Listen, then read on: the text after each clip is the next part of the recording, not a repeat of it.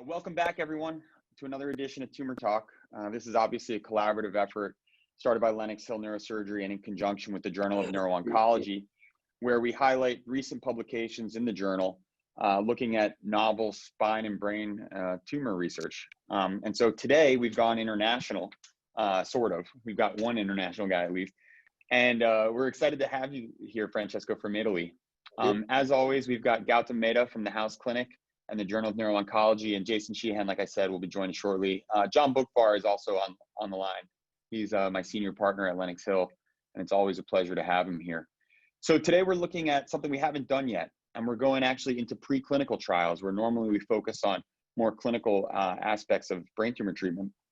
And we're discussing your recent article about Flourescein Mediated Sonodynamic Therapy for gliomas, and this was done in a rat model. And for the students who are online here, part of our Brain Turns program, preclinical means before we bring it into humans, right? And this is a necessary part of research and usually involves cells or some animal research that brings studies to the point that they're convincing enough that we can bring it into humans. And so this is how every study starts. Super important work.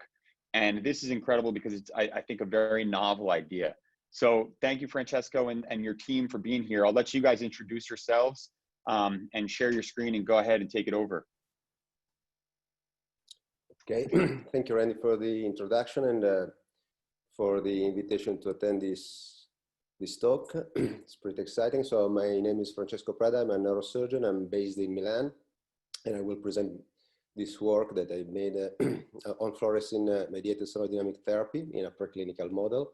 This is a work that I conducted at the University of Virginia with the support of the Focus Ultrasound Foundation, and it is a follow-up of a study that was started by Dr. Shu, who is in the panel, together with David Moore, still at the University of Virginia. And now I moved back after a 2 years period at UVA to Milan, and we are following on with the preclinical and clinical work on sonodynamic therapy. So if David and Shu want to introduce them yourself, or shall I go? All right. So my name is Zian Shu from Gamma Knife Center, University of Virginia. I'm working with Dr.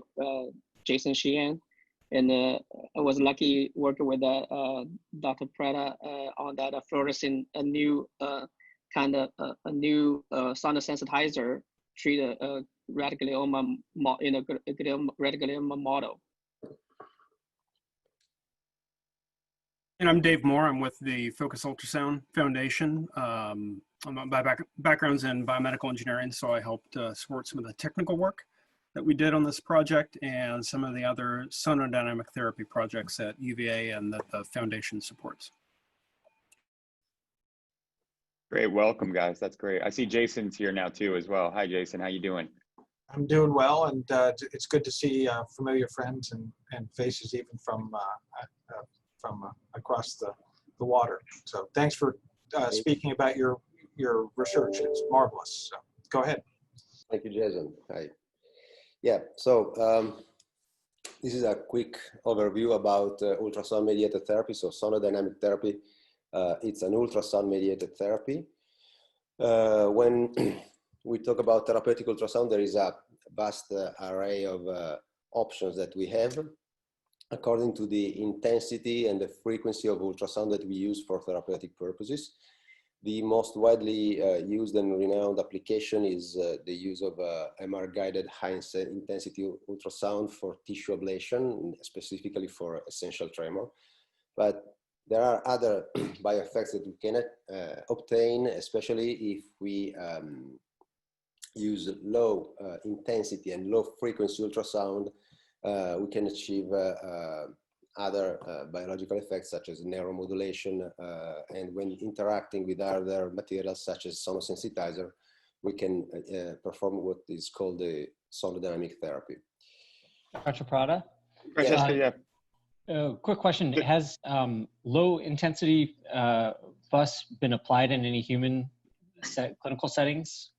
Well, yes, in conjunction with microbubble, it has been can use for blood-brain barrier opening, and there are studies already about neuromodulation with low-intensity pulse ultrasound. I mean, in the brain, then in other organs as well.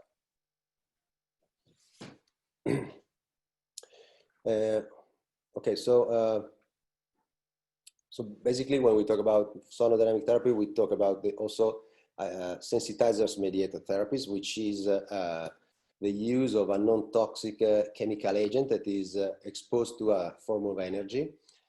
The most renowned and used therapy in this light is photodynamic therapy, where we use the light to activate a chemical agent, and the classic example is the use of topic 5LA in melanoma. With sonodynamic therapy, instead of light, we use ultrasound to activate what we call these sensitizers.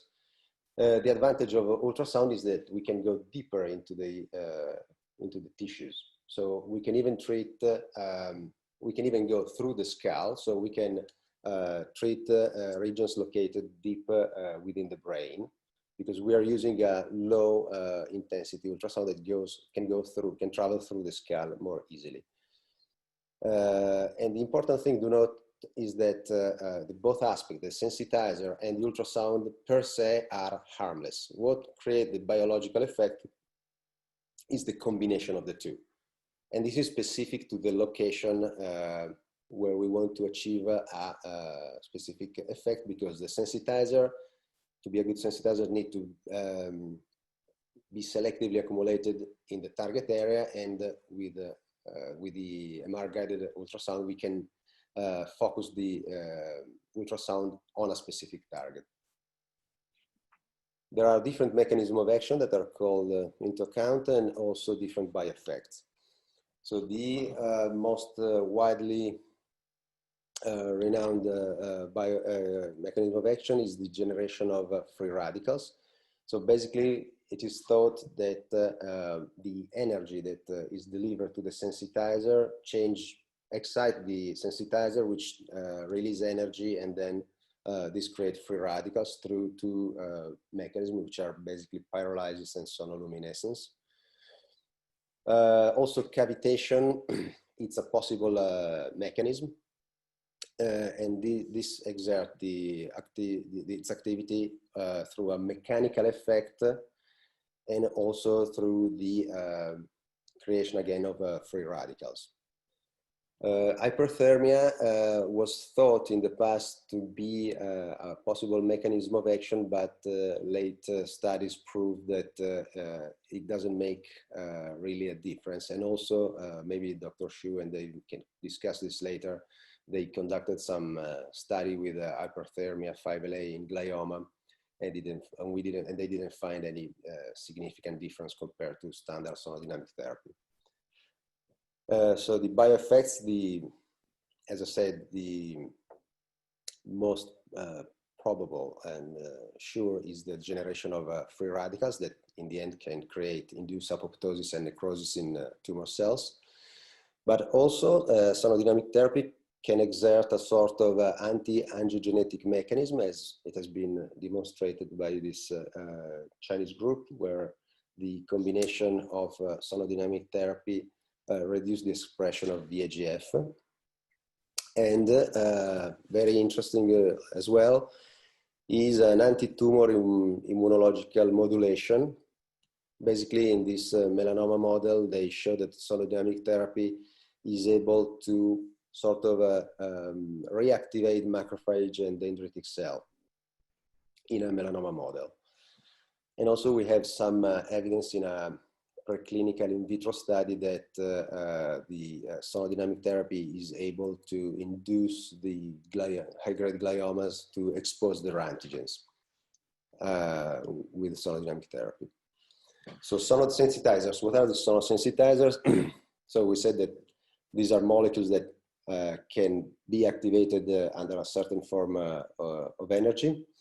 The important thing is that they must selectively accumulate in the target area, and they should not exist physiologically in the organ, in the tissue that we want to target. This is a table that summarizes some of them. So you can see that basically they are dyes, and they span from 5LA to ICG or protoporphyrin 9 or rose bengal. So basically they are porphyrin based. And this brings us to their use in brain tumors. So the most renowned and used dyes or sensitizers are 5LA and Fluorescein, that we use daily in our OR for surgical guidance because they highlight brain tumors. 5LA is the one that has been investigated the most. It's a natural precursor of protoporphyrin 9, as it is metabolized by malignant glioma cells. This is a recent work published by Dr. Sheehan's group, where they show that in vitro, the use of 5LA in glioma cells induce apoptosis and reduce definitely cell viability. And this has been published like 2 months ago in JNO. Then there are in vivo studies, mainly conducted in Japan, that show that sonodynamic therapy was able to reduce tumor size in intracranial glioma model. This is a group led by Dr. Umemura, who's a pioneer in this. And then this is the group led by Dr. Kobayashi, again in Japan. They basically perform a sort of the same experiment in an intracranial glioma model. They sonicated the animals using the low frequency Incytex system, both in vitro and in vivo. And they showed that they were able to control tumor growth with sonodynamic therapy using 5LA and ultrasound, of course.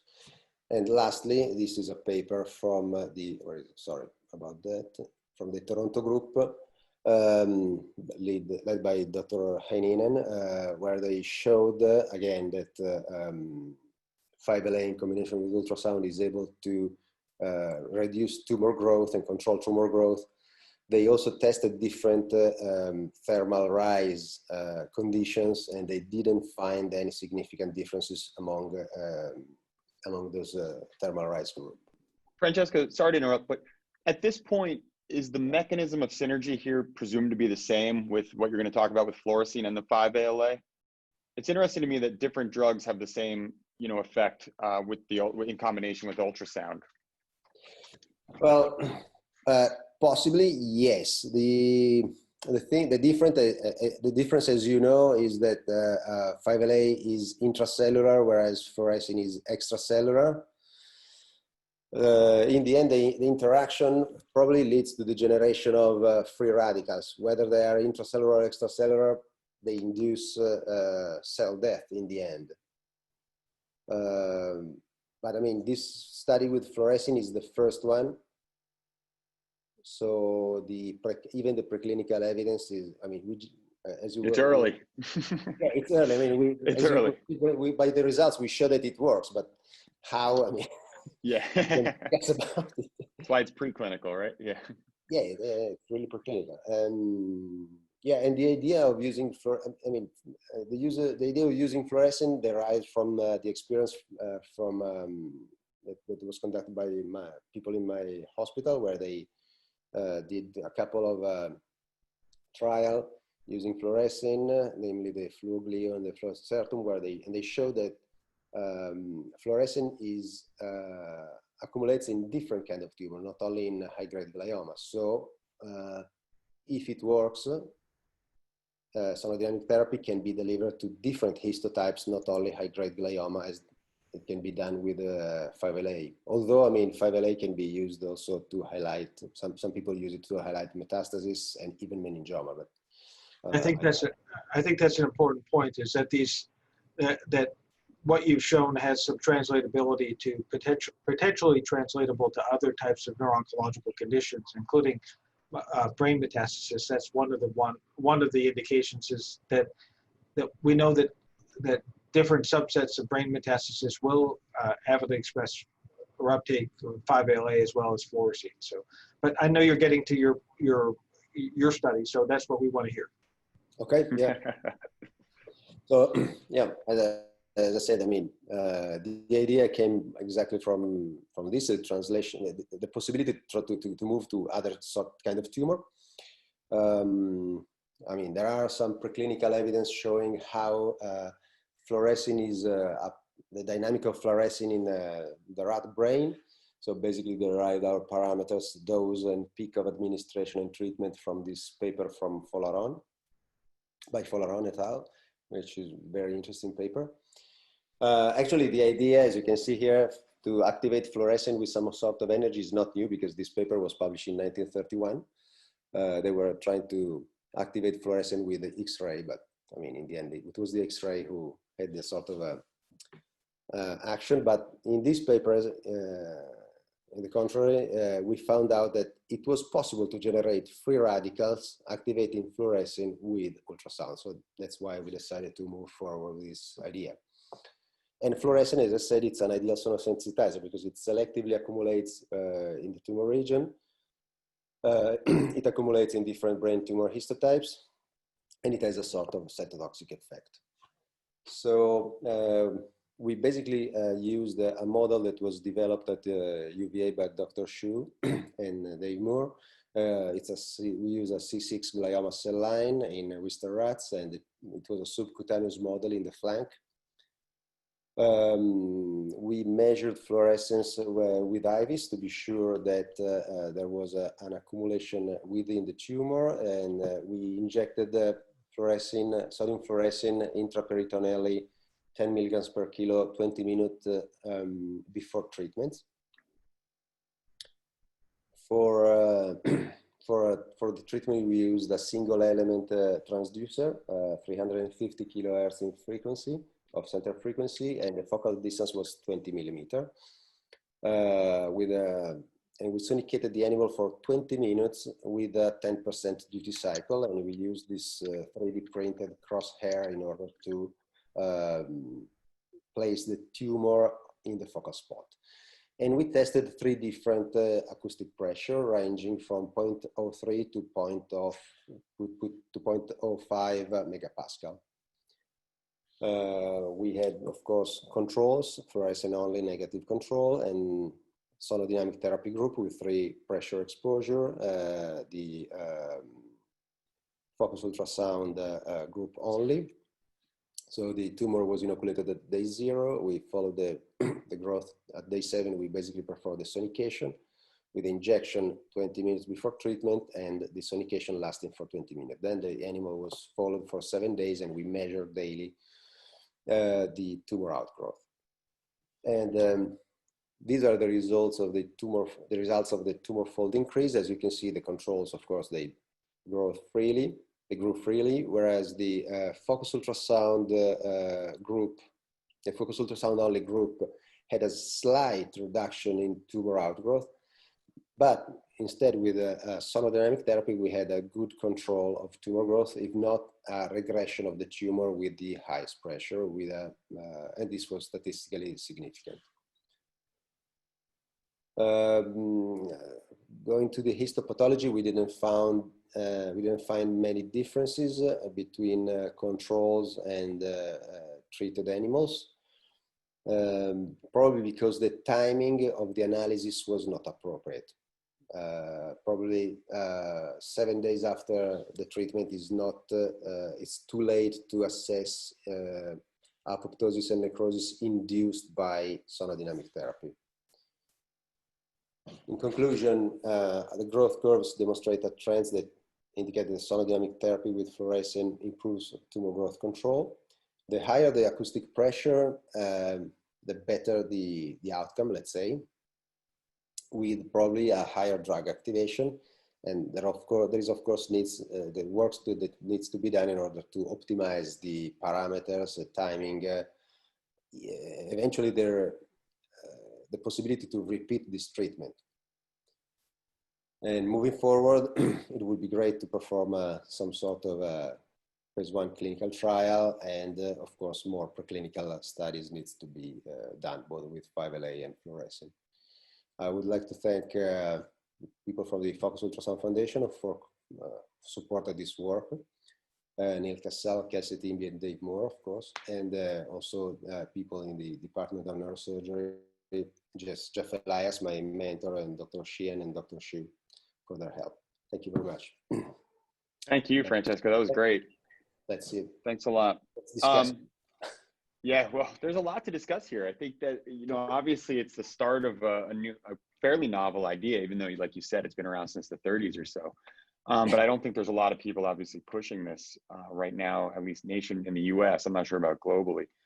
I actually have a lot of familiarity with Fluorescein. We used it where I trained extensively, and I use it here in one of the hospitals I work at in Brooklyn.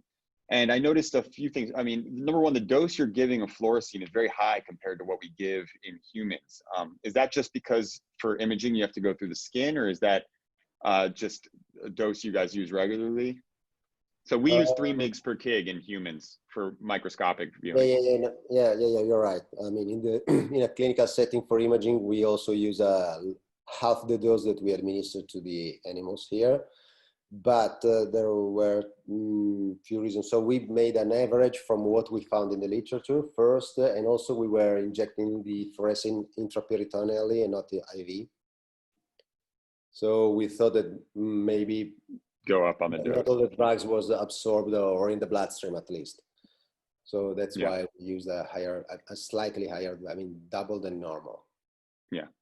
And then my other question is just, it's a similar thing. And listen, you already touched on this, which the idea here is that this is a preclinical study. Things need to be worked out in the long run. But 20 minutes is a very, it's a very fast time to image. I think there's been a good amount of evidence out there that Fluorescein will incorporate into all tissue, and then there's a washout period, And in humans, based on the stuff I've read and what we used to do, that washout period, it really is about 45 minutes to an hour, where your normal tissue is going to be washed out and your tumor is going to stay selectively, fluorescent. And then obviously the idea that it might actually leach out with time into the surrounding tissues as well. Did you see any normal tissue damage surrounding the tumors, or did you guys just look specifically at the tumors? Well, no, we didn't see any problem in the surrounding areas, at least macroscopically. We chose that timing because of the paper by Flourescein and colleagues, where they showed that the peak is at 30 minutes. So we started as 20 minutes sonication, 10 minutes before the peak and 10 minutes afterwards. As you said, in humans, it's a totally different kinetic, that's for sure.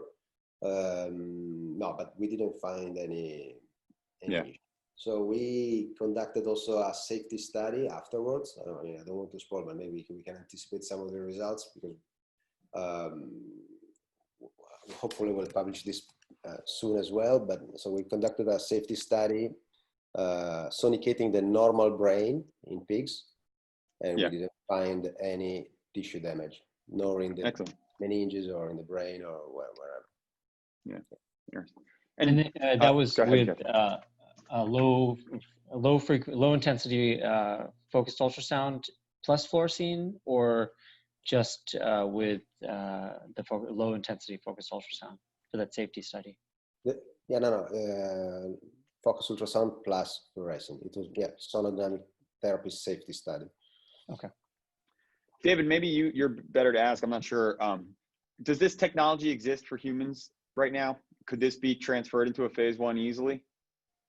Yeah, sure. I mean, there's a wide range of frequencies that this has been shown to be valid for. And some of the preclinical stuff, it's gone from 220 kilohertz up to 1.1 megahertz. So that range coincides with some of the clinical devices that are out there. The Insight Tech Exablate device, they have a 220 kilohertz device and a 750 kilohertz device. So this technology would be fine for that applications and some other clinical applications as well. Is there any difference with how high energy you go and titanium plates for a craniotomy that were there? Obviously people with gliomas have surgery first in general. They present with some sort of symptom, and currently anyway, the standard practice is to do a resection, get a diagnosis, get the genetic features of the tumor so that we can tailor treatment. Do the titanium plates get in the way or interfere with your therapy delivery? Francesco, you might talk about that. I mean, they might be have some problems with the MRI imaging. So basically the planning, you perform a CT and you fuse it with the MRI to do the planning, and I mean, you can get rid of the that's not a problem at all. Along your trajectory. But yeah, I mean, as long as the ultrasound don't get through, I mean, against the plates, there is no reverberation or there are no problems in that sense. Yeah. Okay. Excellent. Now, I want to interject here. Fabulous conversation. Looks like we've got a number of questions, but I just want to underscore that with this kind of research that you really see on here with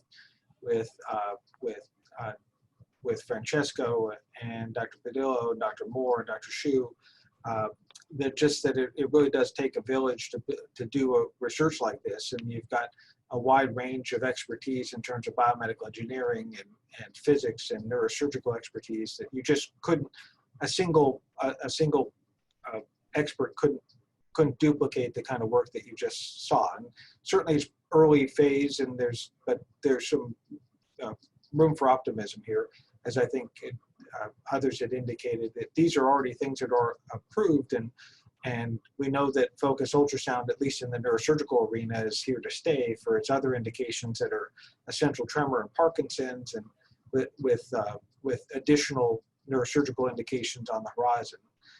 I think neuro-oncological indications won't be too far to follow. Yeah, Jason, obviously you were involved in some of this work as well. You know what, a simple question that I'm just thinking about the entire time. There have been some studies that have looked at combining 5-ALA with fluorescein, right? You've got intracellular fluorescence, you've got extracellular fluorescence. Have you tried this? Have you given both and sonicated it? Do you get an even more synergistic effect? You know, I have not tried it, but I'll defer to others on the call and see if anyone else has had experience. You know, so far we've used them independently. Yeah. Fred or Shu or David or Francesco, anyone have experience with dual sonos sensitizers? No. Not yet. So I think it's a very interesting questions. I think the good things for the 5-ALA is kind of enriched in the glioma cells, especially the patient after underwent a resection and still have some microscopic infiltrative tumor cells that surrounding the normal tissue, or even surrounding the resection cavity. It is a great idea. I think included both. I mean, the dual sensitizer. Let me know. At Lenox right now, I've got 5-ALA where I trained. Like I said, I got Fluorescein in another hospital. I have to move some microscopes around, but we can make it work. We do have a few questions from the audience. So one person was asking if 5-ALA derived tumor tissue can be submitted for autologous tumor lysate vaccines. And I think that's a tough question to answer. I think the issue with 5-ALA is that it's metabolized, and so making a vaccine for it may work, you know, in the short term, but then it's metabolized, it's no longer in the tissue. So I'm not sure there's any real good indication to pursue that in the long term. I guess you could redose it and see what happens, but that's not going to get a sustained immune response. I don't think. You guys have any ideas with that? Yeah, actually, 5-ALA alone, I mean, itself is not a fluorescent, and the sonosensitizer is the metabolite is the PP9. We call it a porphyrin 9. It's not a 5-ALA. But I don't think, to your point, I don't think it would be a good target for a vaccine. Yeah, agree. Mm-hmm. And then contraindications to giving 5-ALA or fluorescein with patients, such as patients with porphyria. This is obviously something, you know, pretty well established with the FDA regulations in the States for 5-ALA. You would not give it to someone with porphyria. There's obviously, you know, this mild risk of phototoxicity, which is really, from what I understand, anecdotal for the most part. From what I understand, it was a farmer who went farming after his surgery and got a sunburn. And so I'm not sure how true that is or if it's just a story, but And then in terms of fluorescein, there's really no contraindication at the doses we give clinically. And let me know if I'm wrong, Francesco, with what you guys do. But you know, the only side effects that have been seen is occasionally seizure with high doses, and that was really, I think, intrathecal dosing, not IV dosing, which is what we do for tumor surgery. So both very safe drugs. Agree. Yeah. Your pee turns yellow. I guess that's the only thing you gotta be worried about. Yeah. Yeah. So I like to limit these to about 30 minutes. We're bordering on that now. Keep people interested and keep the discussion short. Anything you guys want to add before we wrap it up?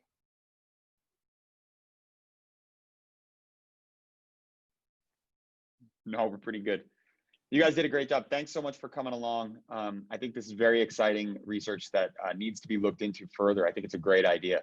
And I'm very excited to see what focused ultrasound can do in neuro-oncology. I think Dr. Sheehan's right. There's a huge role for this and a huge future in it as we figure out how to use it best. And so I'm excited. So thank you. And I just want to comment that Randy, congratulations. You've now pushed this well outside of the confines of the U.S. with Francesco joining from Italy. It's a honor. It's a honor for me to be the first one. You're the first one. What time is it over there? About 10:30 p.m. 10 p.m. Yes. Well, thanks for joining. I would like to add a quick comment to what Dr. Sheehan just said about the teamwork. It's totally true, and I can testify this because now I moved back to Milan, and I'm basically the only one with a focused ultrasound background, and it's hard to push things forward. And you are definitely right. It was great to work in the team. We'll move there with you. Yeah. Sounds like a nice place to live. I'll take it. All right, guys. Thanks so much. Have a great night. Francesco, have a great rest of your day, everyone else, and everyone watching. We'll see you next week. Take care. Take care. Bye-bye. Thank you. Thanks, guys.